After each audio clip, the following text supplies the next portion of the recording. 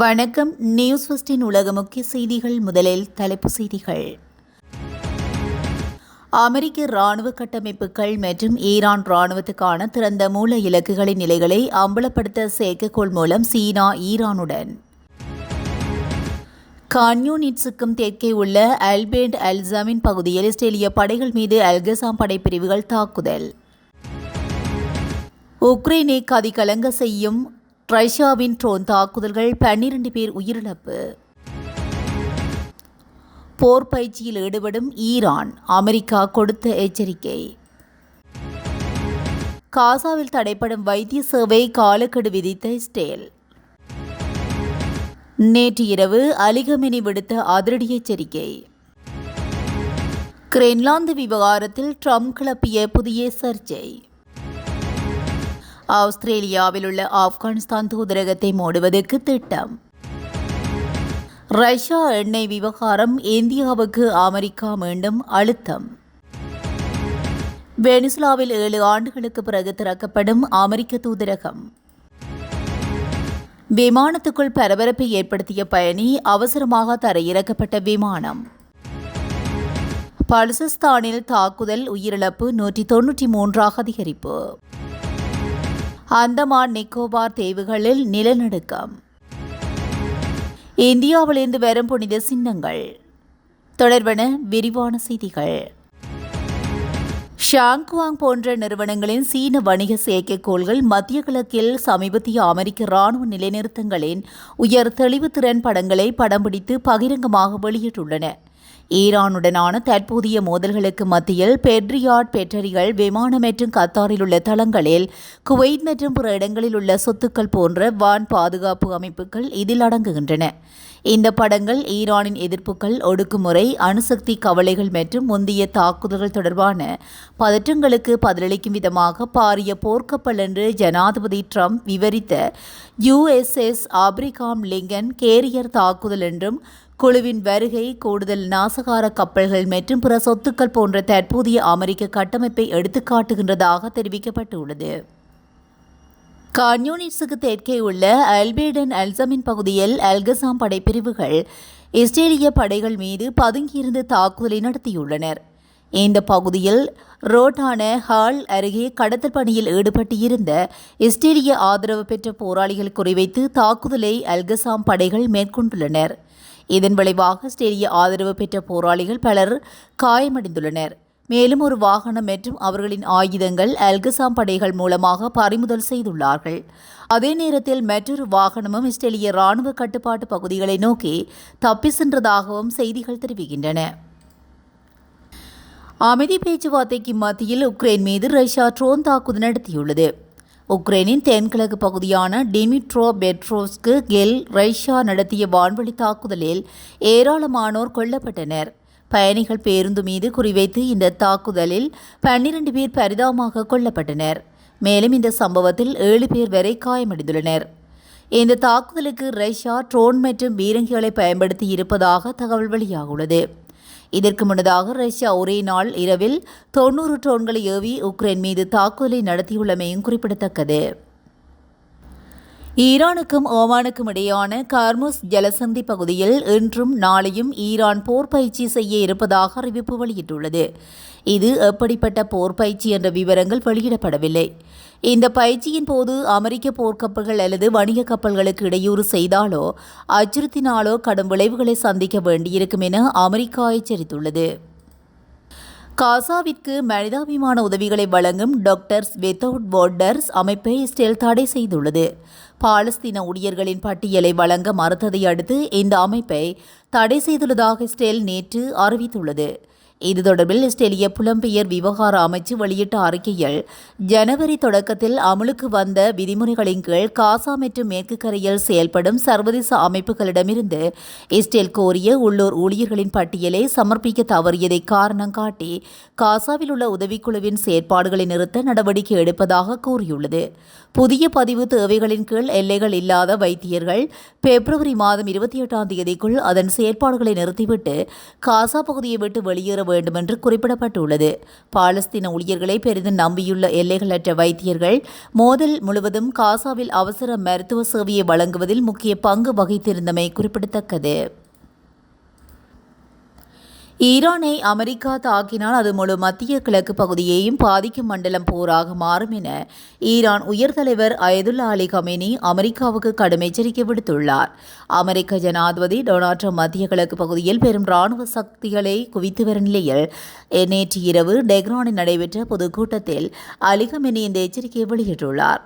இதன்போது அவர் இந்த முறை அவர்கள் போரை ஆரம்பித்தால் அது ஒரு மண்டல போராக மாறும் என்பதை அவர்கள் நன்றாக அறிந்து கொள்ள வேண்டும் என அலி கமேனி குறிப்பிட்டுள்ளார்.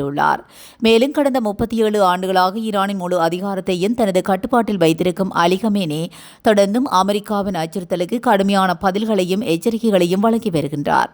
இன்று 1979 ஆண்டு பிரான்சிலிருந்து ஈரானுக்கு அயதுல்லா ருகில்லா கொமேனி திரும்பி வந்ததன் ஆண்டு நினைவை முன்னிட்டு நடத்தப்பட்ட நிகழ்வின் போதே உரையாற்றும் போது அமெரிக்காவை இவர் கடுமையாக எச்சரித்துள்ளார். அமெரிக்காவின் ஈரானின் எண்ணெய் மற்றும் இயற்கை எரிவாயு வளங்களை கைப்பற்ற விரும்புகிறது என குற்றம் சாட்டிய அலி கமேனி சமீபத்தில் நடந்த அரசுக்கு எதிரான போராட்டங்கள் ஒரு குப்பை போன்றவை என குறிப்பிட்டுள்ளார். அந்த போராட்டங்களின் போது பல அரசு அலுவலகங்கள், வங்கிகள் மற்றும் பள்ளிவாசல்கள் தாக்கப்பட்டதாகவும் இதை அவர் மற்றொரு சதி எனவும் அவர் விவரித்துள்ளார். இந்த நிலையில் ஈரானின் உயர்மட்ட தலைவர் அயதுல்லா அலி கமேனியின் உரையை தொடர்ந்து ஈரான் ஒரு ஒப்பந்தத்துக்கு ஒப்புக்கொள்ளும் என்று நம்புவதாகவும் ட்ரம்ப் குறிப்பிட்டுள்ளார். நேற்றிரவு அலி கமேனி வழங்கிய பொது உரை ஒன்றில் அமெரிக்கா தாக்கினால் ஏற்பட போகும் மோசமான விளைவுகள் தொடர்பில் கடுமையாக எச்சரித்த நிலையில் இது தொடர்பில் ட்ரம்பிடம் வினாவிய போதே நாம் ஒரு ஒப்பந்தம் செய்வோம் என்று நம்புகின்றோம். நாம் ஒரு ஒப்பந்தம் செய்யவில்லை என்றால் அவர் சொல்வது சரியா இல்லையா என்பதை கண்டுபிடிப்போம் என்று ட்ரம்ப் பதிலளித்துள்ளார். கிரீன்லாந்தை வாங்குவதற்கான ஒப்பந்தம் விரைவில் எட்டப்படும் என்று அமெரிக்க ஜனாதிபதி ட்ரம்ப் தெரிவித்துள்ளார். பாதுகாப்பு காரணங்களை காண்பித்து ஐரோப்பிய நாடான டென்மார்க்கின் சுயாட்சிய பிராந்தியமான கிரீன்லாந்தை கைப்பற்ற அமெரிக்க ஜனாதிபதி ட்ரம்ப் துடித்து வருகின்றார். இதற்கு பிறகு ஐரோப்பிய நாடுகள் எதிர்ப்பு தெரிவித்ததுடன் கிரீன்லாந்தின் பாதுகாப்புக்காக இராணுவத்தையும் அனுப்பி வைத்துள்ளன. இதனால் கடுப்பான ட்ரம்ப் 8 ஐரோப்பிய நாடுகளுக்கு கூடுதல் வரியை விதிக்கப் போவதாக மிரட்டல் விடுத்திருந்தார். அமெரிக்காவின் எச்சரிக்கைக்கு ஐரோப்பிய நாடுகள் அடிபணியாத நிலையில் கிரீன்லாந்தை வாங்குவது தொடர்பாக டென்மார்க்குகளுடனான ஒப்பந்தம் நெருங்கிவிட்டதாக அதிபர் ட்ரம்பிடம் கடந்த வாரம் கூறிய நிலையில் கிரீன்லாந்தை வாங்குவதற்கான பேச்சு நடைபெற்று வருவதாகவும் விரைவில் ஒப்பந்தம் எட்டப்படும் என்று அமெரிக்க ஜனாதிபதி இன்று மீண்டும் தெரிவித்துள்ளார். ஆஸ்திரேலியாவில் உள்ள ஆப்கானிஸ்தான் தூதரகம் மூடப்படும் என ஆஸ்திரேலியா வெளிவிவகார அமைச்சு தெரிவித்துள்ளது. இதற்கு அமைய எதிர்வரும் ஜூன் மாதத்துக்கு பிறகு ஆப்கானிஸ்தான் தூதரகம் அதன் செயல்பாடுகளை நிறுத்தும் என்று ஆஸ்திரேலியா தரப்பில் அறிவிக்கப்பட்டுள்ளது. தாலிபான் ஆட்சியில் நியமிக்கப்பட்ட தூதுவர்களை ஆஸ்திரேலியா ஏற்றுக்கொள்வது என வெளிவிவகார அமைச்சு தெரிவித்துள்ளது. இதேவேளை தாலிபான்களை ஆப்கானிஸ்தான் மக்கள் சட்டப்பூர்வ பிரதிநிதியாக அங்கீகரிக்கவில்லை என சுட்டிக்காட்டப்பட்டுள்ளது. மனித உரிமைகள் மீறல்கள் மற்றும் கட்டுப்பாடுகள் காரணமாக தாலிபான் கட்டுப்பாட்டில் உள்ள நிறுவனங்களிடமிருந்து உத்தியோகபூர்வ ஆவணங்களை பெறுவதற்கு ஆப்கானிஸ்தான் மக்கள் அஞ்சுகின்றனர். எனவே தாலிபான்களின் ஜனநாயக விரோத மற்றும் வன்முறை கொள்கைகள் காரணமாக ஆப்கானிஸ்தான் சர்வதேச தனிமைப்படுத்தலை எதிர்கொள்கிறதாகவும் தெரிவிக்கப்பட்டுள்ளது. இதேவேளை ஆஸ்திரேலியாவில் உள்ள ஆப்கானிஸ்தான் தூதரகம் மூடப்படுவது தொடர்பில் ஆஸ்திரேலியாவில் உள்ள ஆப்கானிஸ்தான் சமூகத்தை சேர்ந்தவர்கள் கவலை வெளியிட்டுள்ளனர். ஈரானிலிருந்து கச்சா எண்ணெய் வாங்குவதை தவிர்த்து வெனிசுலாவிலிருந்து எண்ணெய் கொள்முதல் செய்ய இந்தியா சம்மதித்துள்ளது என அமெரிக்க அதிபர் டொனால்ட் ட்ரம்ப் தெரிவித்துள்ளார்.